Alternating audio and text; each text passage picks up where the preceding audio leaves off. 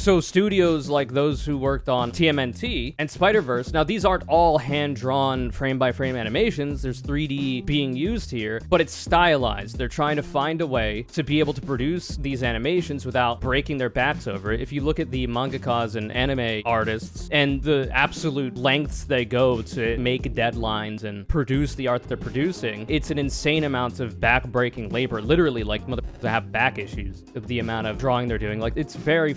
Obviously, we could fix a lot of this with strong labor unions, with a weakening of corporate strangleholds over a variety of these talent through unionizing and organizing, striking, etc., and that would literally get you better media. Like, if you're mad that you think TMNT is dog shit, or you're mad that because you think that Puss in Boots Last Wish was overhyped, you would get better art as good as or better than Last Wish or Spider-Verse if you actually didn't exploit the animators.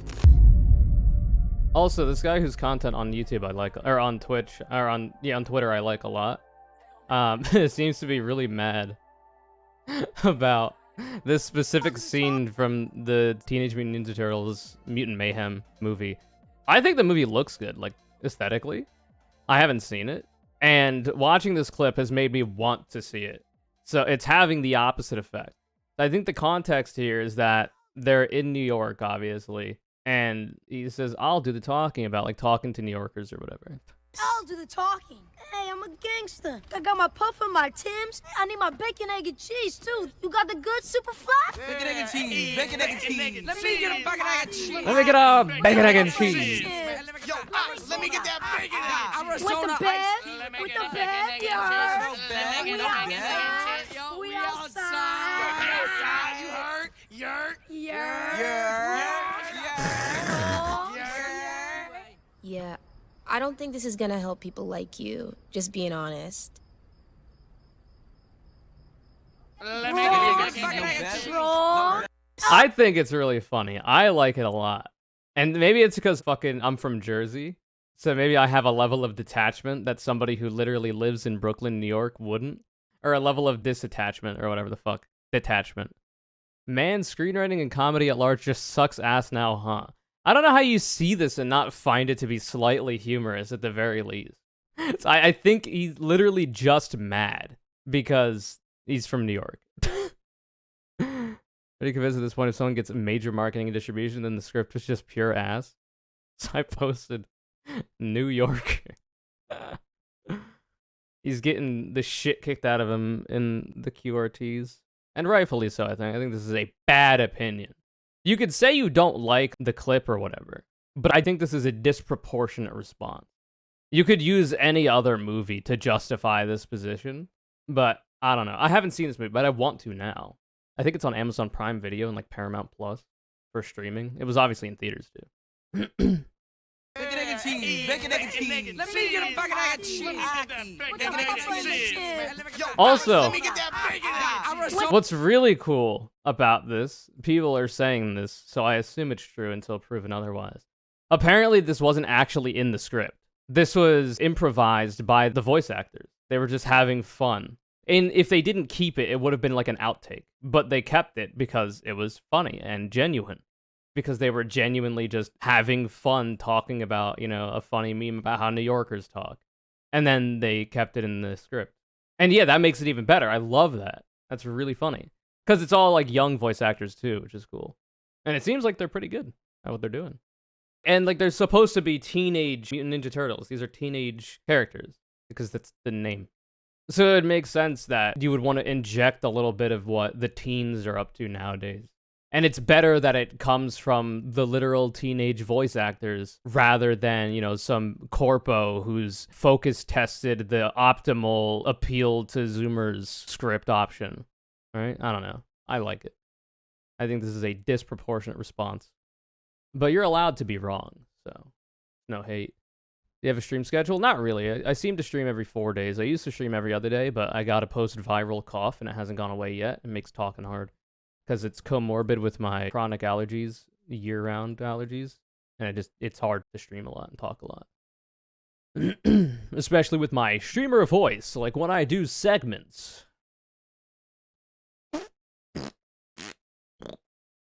But I really like the art style and the art direction they went with for this movie.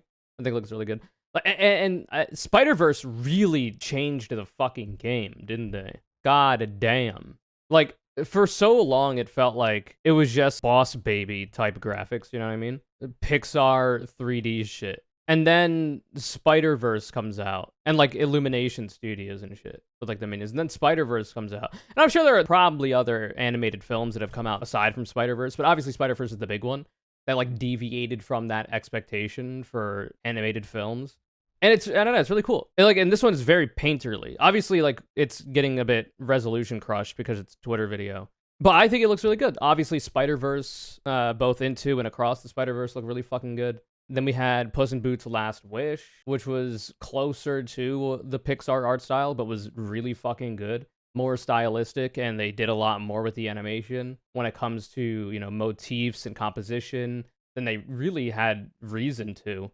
And that movie did fairly well, even though dumbasses on Twitter seem to think that just because it's the lowest grossing in the fucking Shrek franchise, or the first Shrek movie almost made $500 million, $500 million box office, the second Shrek movie literally made like 980 million, so almost $1 billion box office.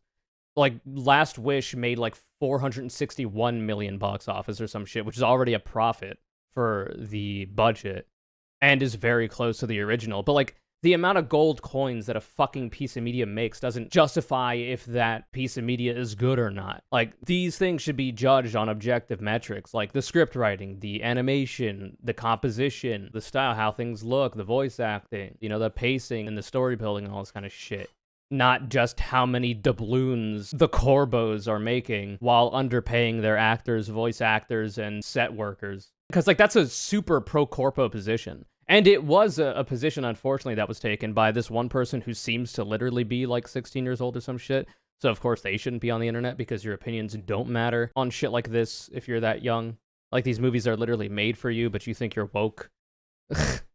It's not to say, like, you shouldn't, like, talk shit on this person like they already are. I shouldn't have posted. I should have grayed out the name and whatnot. Because it's not just this person that posted it. It's 18,000 people who liked it as well.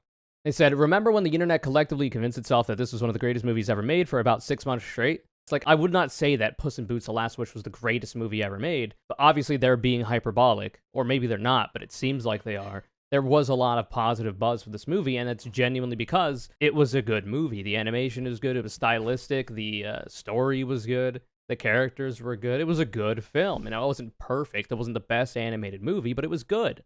And people liked that so much because of the highly corporatized and, you know, milquetoast animation from these studios that we're used to seeing, right? That's why Spider-Verse is such a fucking cultural phenomenon, and why it's caused ripple effects to produce more stylized and interesting animation like Puss in Boots: Last Wish, like the new Teenage Mutant Ninja Turtles movie, like Nimona as well. Like, it's caused so much of an effect in the broader industry, and it's really good for having done that, and it's indicative of a thirst that people have for better animation than fucking Minions or Boss Baby.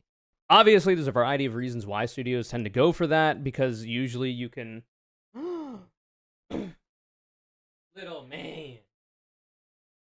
So, like, obviously it's indicative of a thirst, because, you know, the reason why these corpos decide to do the 3D animation shit and make it very safe and whatever is, one, because it's safe, two, because corpos hate taking risks, even though the justification for why they have so much money and why CEOs make so much money is the risks that they take in the industry, blah, blah, blah, blah. They do it because, one, because they can better underpay 3D visual effects artists, because the VFX industry in Hollywood is not unionized. It's one of the few that isn't.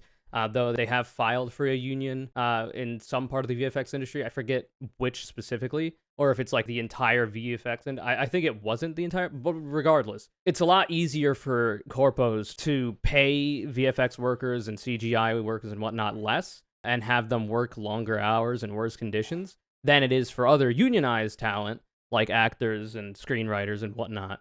And that's why you get really lazy slop, like Illumination films, like the fucking Minions or whatever, because that art style isn't as difficult to make as hand-drawn animation, like what Disney used to make, Like what the only movies Disney has produced that people give a shit about is the golden age of Disney, like Beauty and the Beast, Mulan, yada yada yada, Snow White, all this shit. It's a lot harder to produce films like that because there's a lot more labor investment.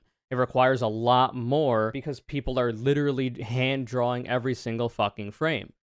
So studios like those who worked on TMNT and Spider-Verse, now these aren't all hand-drawn frame-by-frame animations, there's 3D being used here, but it's stylized. They're trying to find a way to be able to produce these animations without breaking their backs over it. If you look at the mangakas and anime frame artists, and the absolute lengths they go to make deadlines and produce the art that they're producing, it's an insane amount of back-breaking labor. Literally, like, motherfuckers that have back issues with the amount of drawing they're doing. Like, the Hunter x Hunter mangaka has had bad health issues for a long time, and that's why it's currently a Hunter hiatus, right? Which is a shame because it's a good anime. And of course, those people are getting exploited too. Like, the anime, industry is not without sin. It's really fucked up in Japan. Not only for the keyframe artists that will make the main frames that people are familiar with, which will usually be like the main artists on the project, but specifically the in-betweeners, the people that do the frames in between the keyframes to fill in the frames that are missing in between those major changes in poses and set and whatnot. They have to do all of the animation and the frames between to make it look fluid and not super jumpy and jarring. Those people are even more exploited. It's very fucked. Obviously, we could fix a lot of this with strong labor unions, with a weakening of corporate strangleholds over a variety of these talent through unionizing and organizing, striking, etc., and that would literally get you better media. Like, if you're mad that you think TMNT is dog shit, or you're mad that because you think that, Puss in Boots' Last Wish was overhyped, you would get better art as good as or better than Last Wish or Spider-Verse if you actually didn't exploit the animators. And I know that Machino Dorito is a leftist. Like, I'm pretty sure you would agree with everything I've said about strengthening unions and labor and whatnot. He's just a New Yorker, and I speculate that he feels some type of way about his specific dialect being made fun of. And I find that to be funny. And I don't think he's taking it too seriously either. But he is, posting a lot about it. I think it's funny that he's mad, and I also think that the clip is funny. But anyway, I don't know. It's really dumb. And it's the same problem for every single fucking libertarian right-winger on the internet, or like return to tradition motherfuckers, who are like, oh my god, we need to return to tradition. Remember when cities were walkable and you could get everything you need within a 15-minute walk and all this kind of shit? And then they'll simultaneously be like, 15-minute cities are the work of the CIA, Soros, New World Order. They're trying to make it so you can only live within 15 minutes and you can't go outside of those bounds, which is a fucking insane take.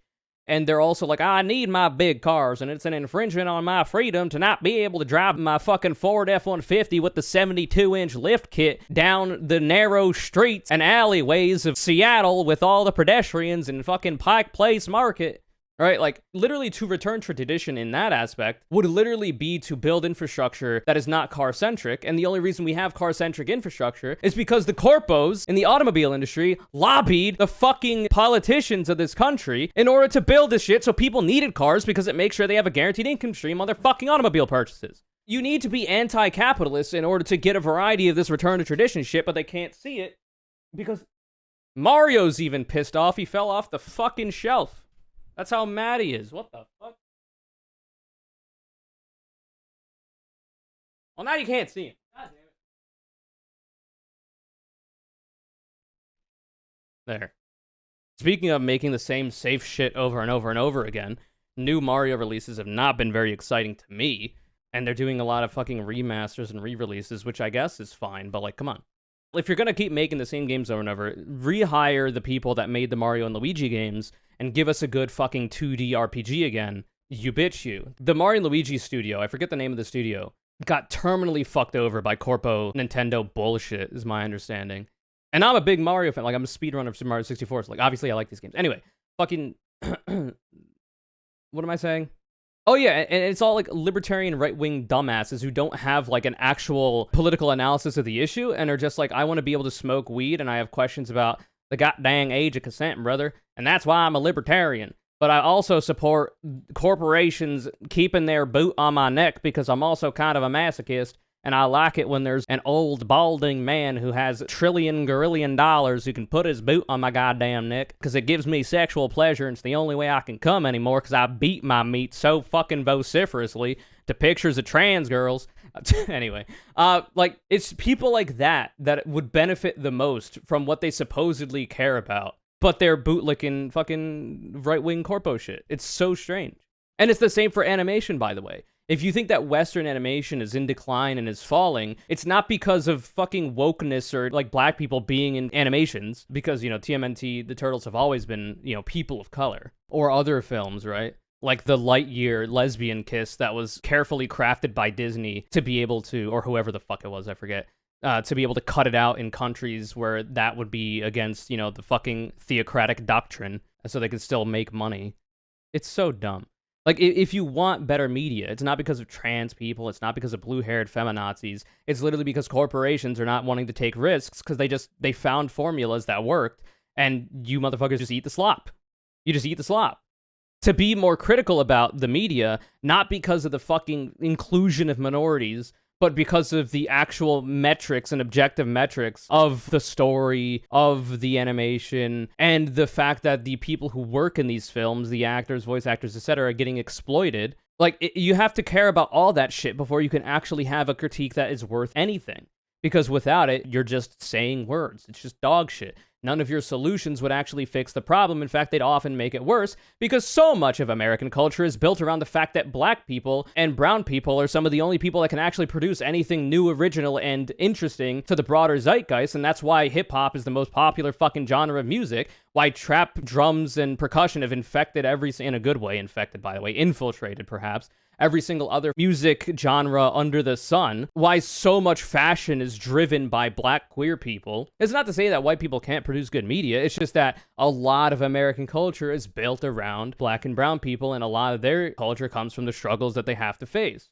Like, you obviously, if you're going to be using art as a way to deliver a message about whatever it is you care about, it's likely that the people who have the most to care about because they have the most hurdles up against them are probably going to have the most to say in very emotionally moving and impactful ways. There are a variety of white people that can do this as well. But, like, statistically speaking, that's how that's going to happen, and that's also how a lot of that art is used as a way to vent emotions and provide an outlet and try to get outreach to people that might not otherwise hear those thoughts, opinions, and points of view. Like, you played yourself. Congratulations. Once again, you've been propagandized on the right by corporations, multimillionaire gorillionaires, and politicians that don't give a shit about you but just want their votes so that they can pass tax cuts on the fucking wealthiest people and also deregulate multinational corporations so that they can pay you less and make you work longer in less good conditions. And you voted for them because you thought that they would put in place, you know, policies that would hurt black, brown, trans, queer, whatever people. Congratulations, you played yourself. Because sure, they'll hurt those people, but hurting those people doesn't actually help you now, does it? In fact, it often hurts you as well. Like, if your major thing is you hate brown people from goddamn Mexico, and you're worried that they're coming in here and stealing our jobs, not even to mention that the entire reason why that's a so-called problem for you is not because these brown people are here and stealing your jobs, but rather the corporate CEO and employer who hired them over your sorry ass, primarily because they can hold the threat of deportation over them to pay them like $2 an hour to pick tomatoes in jobs that motherfuckers don't want to do anyway. Not even to mention that, like, your analysis of why that's a problem is incorrect, but also your analysis of the results of that is also incorrect because immigrants literally strengthen economies. If we enfranchised all of the illegal immigrants that are in this country, they would start paying taxes more than sales tax. They would pay income tax. And then those tax revenues would likely get funneled up to the richest people in the country because that's what right-wingers vote for and that's what the politicians they vote for and put into power do. But in an ideal society that weren't run by these corpo politicians, not to say the Democrats are without sin either, you would be getting a lot of social safety net benefits from that, like not going bankrupt because you can't afford medical bills, because those tax revenues could be used to fund a better medical system. Because we currently pay more for our medical care than comparable OECD nations, and we get worse outcomes. A variety of shit could be so much better, but you played yourself, I guess. I don't know. I'm on a tangent right now because we were talking about the fact that I find this Teenage Mutant Ninja Turtles clip to be really funny, and I like the art direction they took with it. And it's cool that it was improv by the voice actors. And then somehow we devolved into a variety of shit. So this is not to, once again, it's not to talk shit on Moschino Dorito. I like a lot of the shit that he posts on Twitter. I think it's very funny. And I know that he's a leftist as well, so he would agree with a variety of the economic takes I've had here. I just think he's, in his feelings because he's a fucking New Yorker. And hearing some kids being like, "Can I get a bacon, egg, and cheese?" It just does something to his brain. I'm puffing my Timbs. I need my bacon, egg, and cheese, too. You got the good super fly? Bacon, egg, and cheese. Bacon, egg, and cheese. For some reason, it would hit too close to home for him, and I find that to be funny. Yeah. Anyway, dank memes, very fun. Poggers, Omega Hyper Clap. Can I get a bacon, egg, and cheese? Thank you very much, Rhizome, for the raid. I hope you had a good stream. What is up, everybody? I assume CDRCH already did the shoutouts. Hope you had a good one. We're currently talking about animation and the corpo interests that fucking ruin animation, and it could be a lot better and all this kind of shit. But you just got in at the end of that boat, unfortunately. I haven't seen this movie yet, but I want to. And this clip literally makes me want to, because this was improv by the cast, and I think that's very fun. Anyway.